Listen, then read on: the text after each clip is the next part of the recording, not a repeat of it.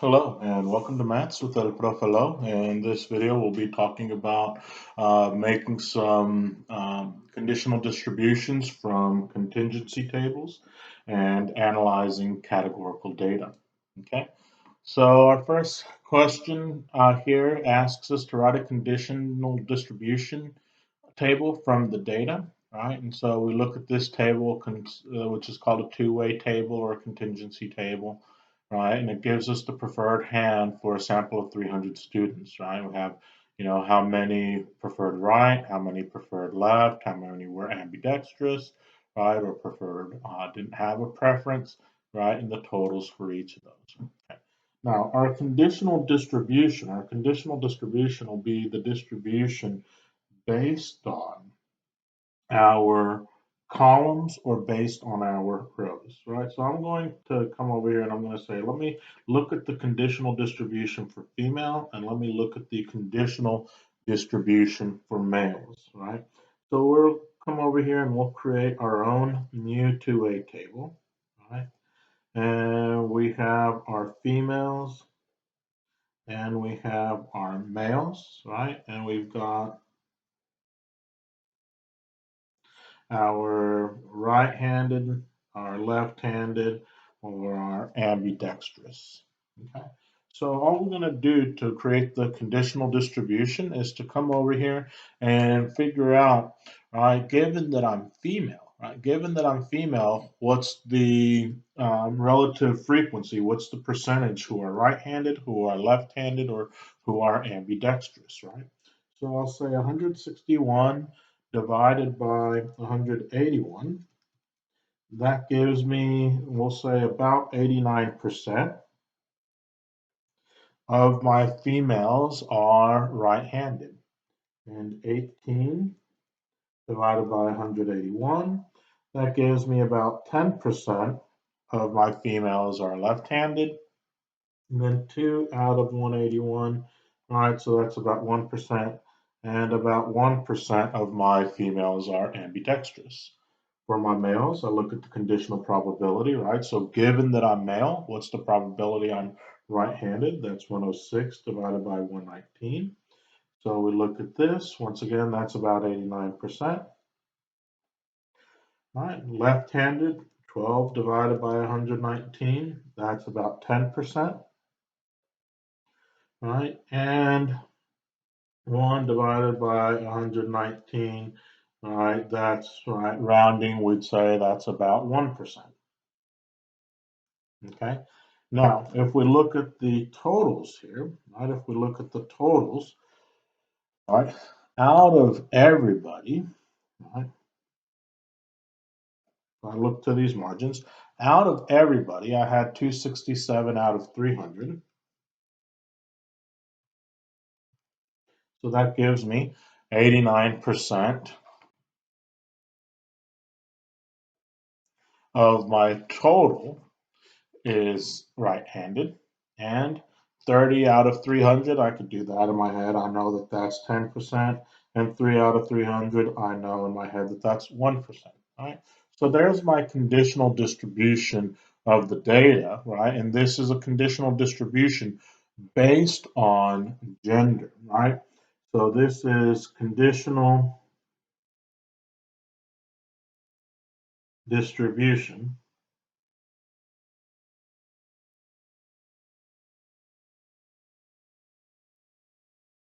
for gender, okay? Right, this is the conditional distribution for gender, right? So if I am female, probability right-handed. If I am female, probability left-handed. If I am female, probability that I'm ambidextrous, okay? From this information, we can create stacked segmented bar graphs for the data, right? And so usually we could make your bar graphs going vertically, but you could also make them going horizontally, right? So I will come over here and I'll say, well, let me set up, right, a particular piece, right? And it might be easy to make these bar graphs using the ruler. So I'll come over, right, and I'll make, right, to make life easy, set it up so that it is a length of 10 centimeters there. All right, and then I'll come down over here and I'll make a similar one. All right, basically using the same scale. All right, so I've got two bar graphs that I'm going to be creating here. Okay, so there are my two bar graphs, and it says that 1%, right, that 1% for each of these. All right, so that's going to be about right there. All right, now for each of those, 1% represents ambidextrous, right? For each of them, about 10% represents left-handed, and the rest represents,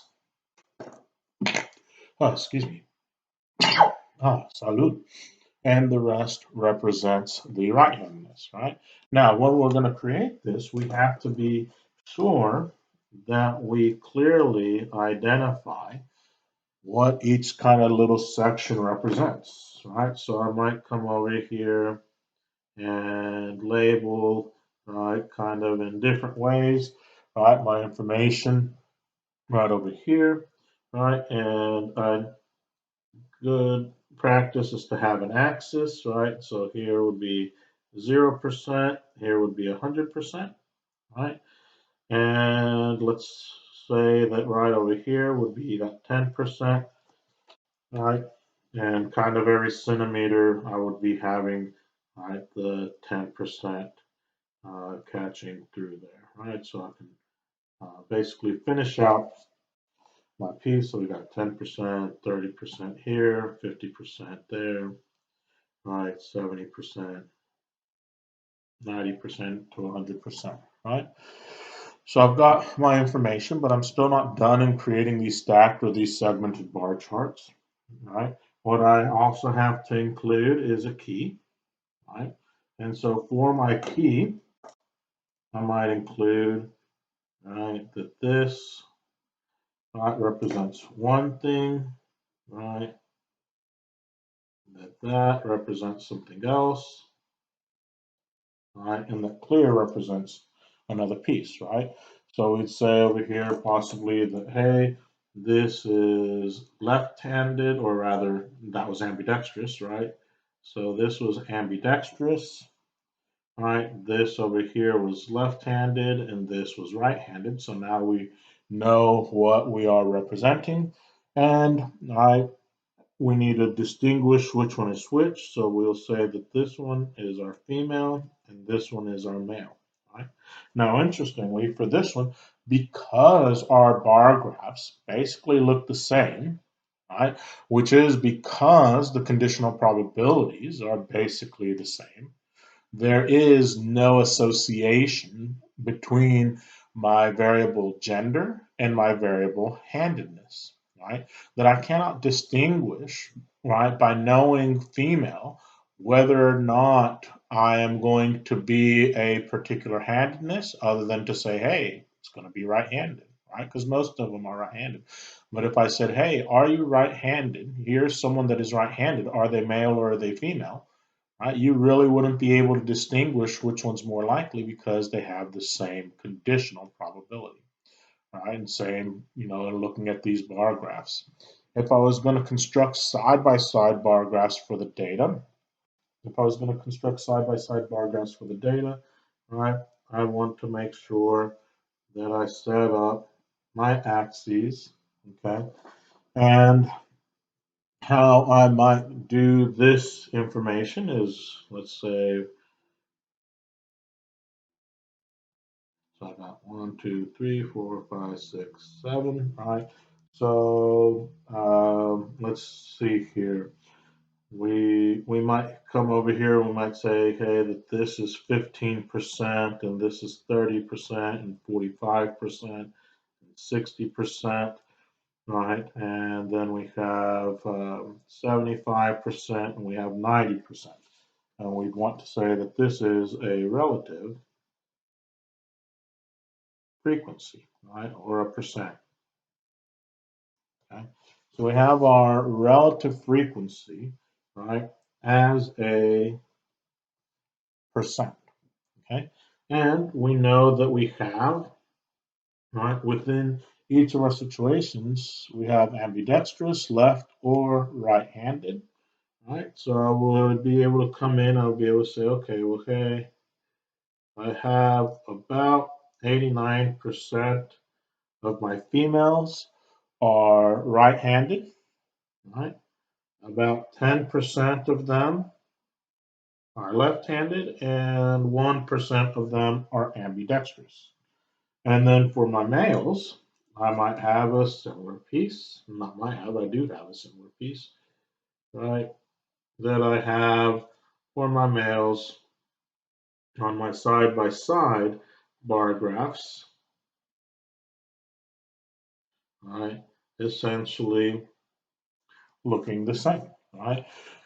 And notice that within my particular variable of handedness, right, I am discussing here that this, right, would represent being right-handed, this represents left-handed, that represents ambidextrous, and this represents right-handed, this represents left-handed, that represents ambidextrous, right?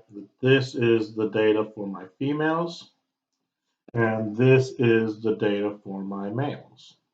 Right? So I'm able to distinguish the information that I have here. If you'd like to further distinguish the information, you could, come over and distinguish it. Right? I'd say probably preferable to do it in a similar way that you did before. Right? And so we could come over here and distinguish in a similar way that we did before. And then, right, maybe we say that the red pieces, right, will look like this. So we've got then our side by side, right? So here we have the segmented or the stacked bar graphs, right? Here we have the side by side bar graphs. Notice that there really isn't any difference between the side by side graphs. There really isn't any difference between the segmented graphs. And that's because there really isn't any difference between the conditional distributions. That tells us that we can determine our association from the conditional distribution. Right? And that is if the conditional distribution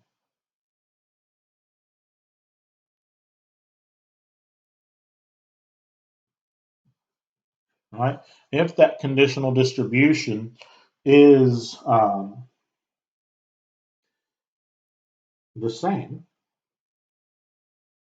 right, or very similar, right, then the variables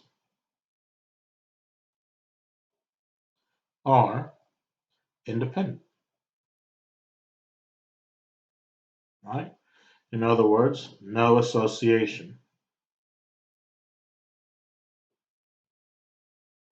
right? Otherwise, if they are different,